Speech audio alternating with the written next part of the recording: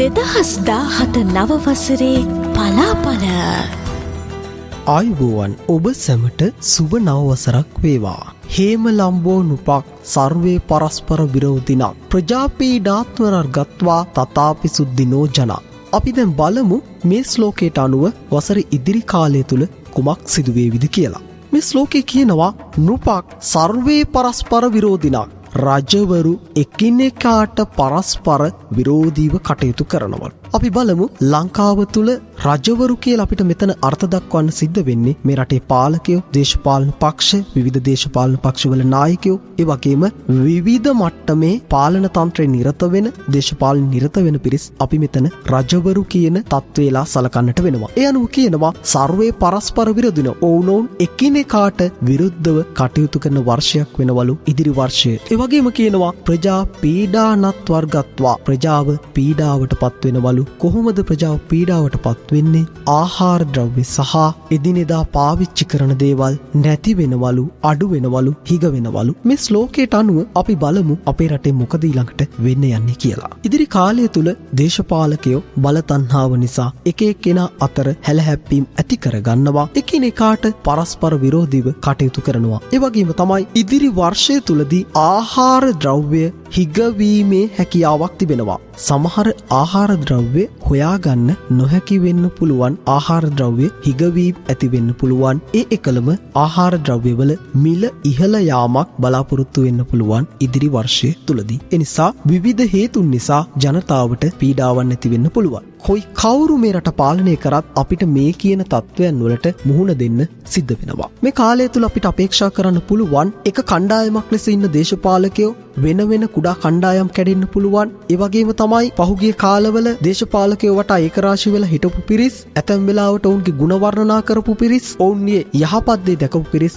ඔවුන්ගෙන් වෙන් වෙලා ගිහිල්ලා ඔවුන් සමග හිටපු පිරිස් වල එකිනෙක කෙනාගේ වැරදි ප්‍රකාශ කරන්න, නුගුණ ප්‍රකාශ කරන්න පුළුවන්. ඔවුන් අතර වාග් ප්‍රහාර ඇති කරගන්න පුළුවන්. මේ වාග් ප්‍රහාර දුරදිග යෑමෙන් ගුටි බැට හුවමාරු පවා සිද්ධ වෙන්න පුළුවන් දේශපාලකයන් අතර. ඒ වගේම තමයි බලලෝභීත්වය මත කරන ප්‍රචණ්ඩ ක්‍රියා පවා ඉදිරි කාලය තුල දේශපාලකයන් අතරේ අපිට දකින්න පුළුවන් වෙනවා. විශේෂයෙන් සඳහන් කළ යුතු වෙනවා මේ කියන කාරණාව පාලන පක්ෂයටත් ඒ වගේම විපක්ෂයටත් ඇතුළු සියලුම දේශපාලකයන්ට මේ කාරණේ වළංගු වෙනවා. ඒ වගේම තමයි මේ දේශපාලන ප්‍රජාව තුල ඇතිවෙන පරස්පර විරෝධීත්වය නිසා කඩාකප්පල්කාරී ක්‍රියාවන් ඉදිරි වර්ෂය තුල ඇති වෙන්න පුළුවන්. මේවා පදනම් කරගනිමින් වැඩ වර්ජන විවිධ කඩාකප්පල්කාරී ක්‍රියාකලාපයන් ඉදිරි වර්ෂය තුල අපිට අත්දකින්නට සිද්ධ වෙනවා. ඒ වගේම තමයි මේ කාලය තුල අපිට දකින්න ලැබෙන දෙයක් තමයි පක්ෂ විපක්ෂ දේශපාලකයන්ගේ බලාපොරොත්තු තරම් සඵලවන්නේ නැහැ. ඔවුන් තැබූ දේශපාලන ඉලක්ක අතිශයින් සාර්ථක වෙන වර්ෂයක් විදිහට ඉදිරි වර්ෂය දකින්න බෑ.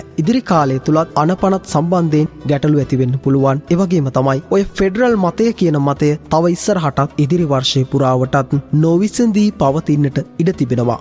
විදේශ සම්බන්ධතා යම්තාක් දුරකට තර වෙන වර්ෂයක් විදිහට ඉදිරි වර්ෂයේ දකින්නට පුළුවන් වෙනවා. ඒ වගේම හොඳින් ක්‍රියා කරන, බොහොම හොඳට වැඩ කරන, රජයේ අවශ්‍යතාවය ඉටු කරන, අපේ රටට යහපතක් කරන තානාපතිවරුන්, ඒ වගේම මහා කොමසාරිස්වරුන් පත් වෙන වර්ෂයක් විදිහට ඉදිරි වර්ෂයේ දකින්න පුළුවන් වෙනවා. ඉදිරි වර්ෂය තුලදී ආගමික කණ්ඩායම් දක්වන හැසිරීම, ආගමික කණ්ඩායම් වල ක්‍රියාකලාපය ඊතරම් යහපත් වෙනවා කියලා මට කියන්නට බෑ. ඉදිරි වර්ෂය තුලදී අපේ රටේ විශ්වවිද්‍යාල ආශ්‍රිතව දියුණුවක් ඇති වෙනවා. ඉදිරි වර්ෂයේදී අපේ රටේ අධ්‍යාපනයේ පැහැදිලි දියුණුවක් ඇති වේවි. නව අධ්‍යාපන ප්‍රතිපත්ති නිර්මාණය වෙන්න පුළුවන්. නව අධ්‍යාපන ආයතන බිහි වෙන්න පුළුවන්. විශේෂයෙන්ම නව විශ්වවිද්‍යාල පාඨමාලා බිහි වේවි. ඒ වගේම විශ්වවිද්‍යාලවල නව අධ්‍යනාංශ බිහි වෙන්න පුළුවන්. අධ්‍යාපන ක්ෂේත්‍රයේ ප්‍රගතියක් අපේක්ෂා කරන්න පුළුවන්. ජනතාව ආගම දහම් පිළිබඳ කතා බහ කරන, ආගම දහම ගැන වැඩි අවධානයක් ඇති වෙන වර්ෂයක් විදිහට ඉදිරි වර්ෂයේ